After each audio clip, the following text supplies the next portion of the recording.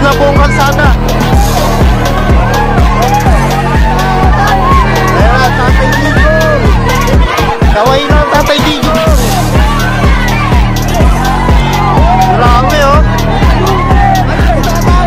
Tatay Digong, dumating na. Ayun, kumakawin si Tatay Digong, oh. So guys, andito tayo sa Batasan. So ito yung mga supporter po ni Tatay Digong. So ang balita po natin, kakaway po si Tatay Digong po, no. So para makita rin po na supporter. So tara, silipin natin kung ano yung mangyayari dito. So ayan, ang dami. Naglabasan sila, may program.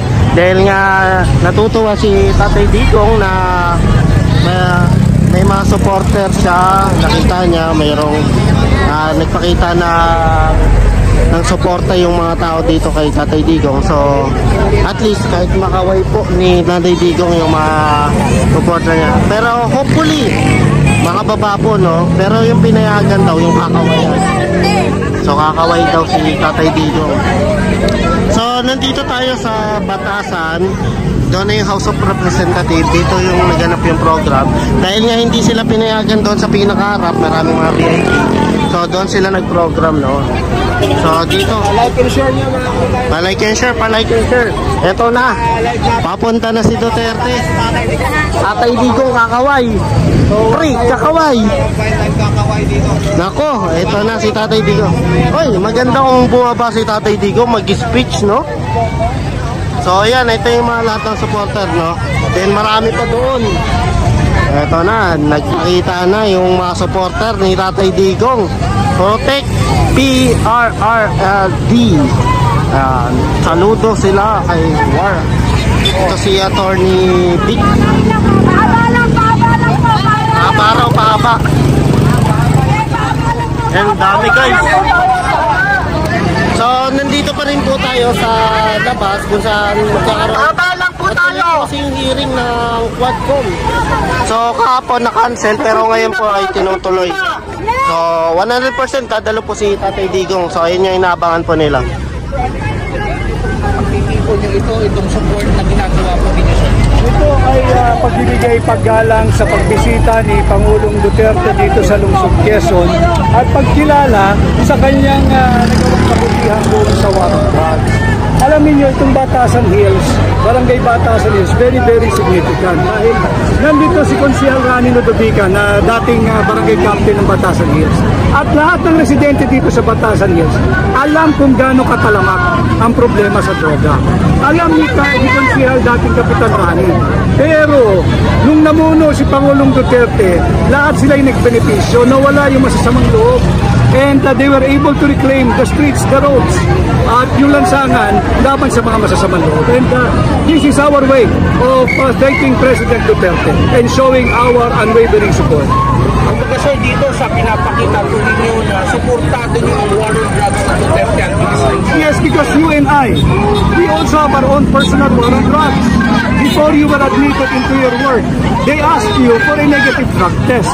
So nangyayari ang war on drugs sa mga personal nating buhay araw-araw. Hindi tayo kukuha ng kasambahay na adik. Hindi ka kukuha ng driver ng iyong mga anak na adik. Hindi kukuha ng reporter ang isang news media outfit na adik. So may war on drugs tayo. At marapat nang nagawin ng Pangulo kahit sino pang Pangulo. Why? Siya ang ama ng Republika ng Pilipinas. Dapat lamang nabantayan niya tayong mga anak niya. Sir, komento nyo sa mangyayaring Quadcom na dapat wala ng Quadcom ngayon pero nagkaroon dahil President Duterte initiate na patuloy pinagpigilan na nagpupunta siya dito ngayon sa Batasan. I don't think President Duterte initiated anything. In fact, he was invited. And when he was here and he was ready, in-answer. Ang sinasabi lang niya, look, he's almost 80 years old. And you make an old man travel every now and then. Wala nang income, wala na lahat. So ang kanya is just would want to make better use of his time. Since pinalipad niyo na siya from Davao, ituloy na lang sana yung hearing. At ito na nga ang nangyari. Okay. So, papasok ba kayo, sir, sa loob? No, we are not allowed. We are not allowed. In fact, kung makikita mo yung disparity sa treatment, kaming mga pro-Duterte supporters ay linagay dito. Samantala may mga kaliwang grupo nandoon sa gate ng Batasan. Dito, ito undeclared martial law ito. Ito yung malinaw na suppression. Sir, paano yun? Siyempre, ikaw ay dating kasama ng Pangulong Bongbong Marcos. Kaya ito ba'y talagang... I will always side with the Filipino people. My loyalty is not with a single politician but with the Filipino people. At kapag hindi na sinusunod yung pag-usapan yung covenant with the Filipino people at iba na ang ginagawa, tatalima ako sa aking sumpa na aking pagsisilbihan. Walang iba kundi ang mamamayang Pilipino. Sir, thank you very much. Thank you. So guys, andito tayo sa labas kung saan dito po dadaan mismo sa harap po natin si Tatay Digong. So lahat po yan na nakikita nyo is supporter po ni Tatay Digong, no? Yan.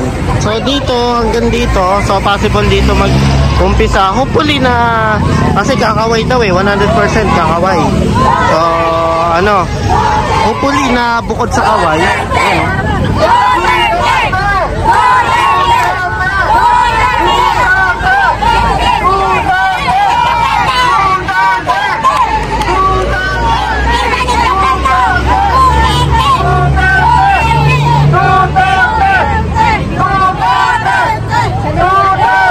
So dito naman sa kabila, no? So lahat yan, supporter po hanggang doon po. Kabilaan po pinakita. So dito tayo, lakad tayo sa kabila.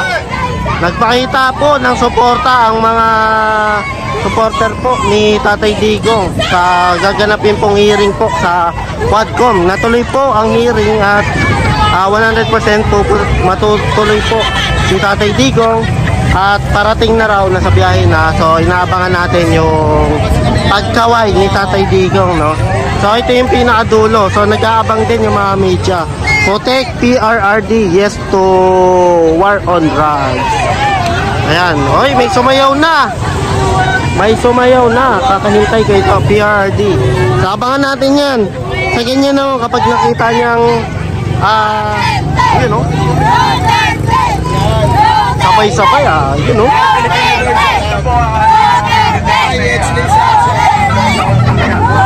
Eto, basta tayo na mga nasa placard nila. Kami ang mamamayan ni President Duterte. Maraming salamat. Salamat kay Tatay Digong. Yan, Philippine Great Again, sabi sa mga nakasulat po sa so lahat naghihintay po sa pagdating po ni PRRD. Ito na ba? Ito na ba? Malapit na, malapit na. Wait lang. Dito tayo. Laka. Pakita natin yung mga supporter muna. So dito, ayan. Pinakita ko na yung side na yan. Dito sa kanan. Pakita ko naman po yung kabilang side. Kung gaano karami po yung supporter po ni Tatay Digong na pumunta para pagpakita po ng suporta po. Kasi dadalo ng hearing. Actually, ito talagang sinabi ni Tatay Digong na pupunta siya, talagang itutuloy niya kahit cancel. Kaya nga napilitan yung Quadcom na ituloy po kahapon. Actually mga madaling araw, mga gabi na yun alanganing oras na sinabi na tuloy ang masaya, maganda to at masaya ang mangyayari mamaya, no? Mainit yan mamaya kasi sa senador, diba, hinarap ni Tatay Digong. Itong sa House of Representative naman, harapin din ni Tatay Digong. Ang dami mga suporta, ano? Ayan. Lahat po yan ang nakikita nyo. Naglalakad tayo. Mga supporter po yan ni Tatay Digong. Thank you po, President Duterte. Yun, no? Ayan. So hanggang dito po yung mga supporter po ni Tatay Digong, no? Lumabas na sila. Ayan. So dito. So sa kabilang banda, pinapakita ko dito yung mga supporter. So sa kabilang banda, meron naman pong mga antay doon sa kabila, no? So sinabi nga nila na bawal nga doon sa harap, pero doon sila pumesto. Yung mga pro Duterte naman dito po.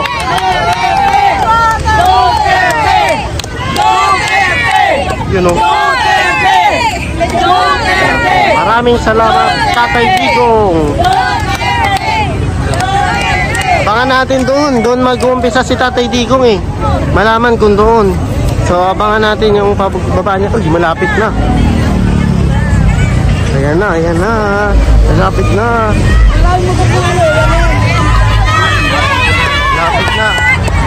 Lapit na si Tatay Digong. Ito na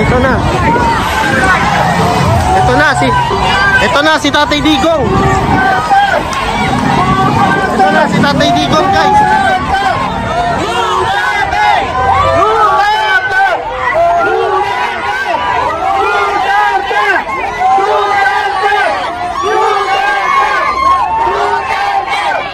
Ayan. Nung nakita nila si sasakyan ni Tatay Digong, yan nangyari, guys. Dumating na. Sinakita. Sinakop na buong kalsada. Ayan, Tatay Digong. Kaway lang, Tatay Digong. Grabe, oh. Si Tatay Digong, dumating na. Ayun, kumakaway si Tatay Digong, oh. Kumakaway, guys. Guys, kumaway. Hindi ko alam kung nakikita nyo, pero kumakaway. So, for safety na rin, hindi na binuksan yung yung shield, yung door. Ano ba yun? Tawag doon sa salamin? Kumaway. Kumaway po si Tatay Digong. Nakita nyo yun? Grabe, nakita nyo yung mga supporter, biglang mabante. Sinakop yung kalsada na to. Ayan na, dumating na si Tatay Digong. So, nasa pinakaloob na. Palike and share po para mas updated pa kayo sa mga pangyayari po dito, no?